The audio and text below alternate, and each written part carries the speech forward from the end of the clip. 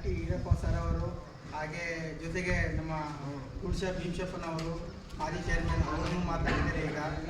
ಈಗ ಏನಂತಂದರೆ ಎಲ್ಲ ಸಂಘಟನೆದವರು ನಾವು ಎಲ್ಲ ಒಕ್ಕೂಟ ಗೂಡಿಕೆ ಸೇರಿಸಿ ನಾವು ಇವತ್ತು ಸ್ಟ್ರೈಕ್ ಮಾಡ್ತಾ ಇದ್ದೀವಿ.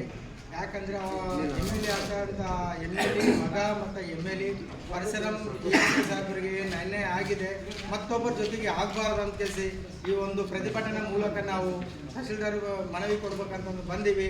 ಈಗ ಒಂದು ಮನವಿ ಪ್ರಕಾರ ನಾವು ಕೊಟ್ಟು ಹೋಗ್ತೀವಿ. ಮುಂದಿನ ದಿನದಲ್ಲಿ ಒಂದು ವೇಳೆ ಇದು ಕಾನೂನು ಕ್ರಮವಾಗಿ ಆಗಿಲ್ಲ, ಅವ್ರಿಗೆ ಅರೆಸ್ಟ್ ಆಗಿಲ್ಲ ಅಂತಂದರೆ ಮುಂದಿನ ದಿನದಲ್ಲಿ ಉಗ್ರ ಹೋರಾಟ ಮಾಡೋದು ಇದು ಮಾತ್ರ ಸಿದ್ಧ ಇರ್ತದೆ.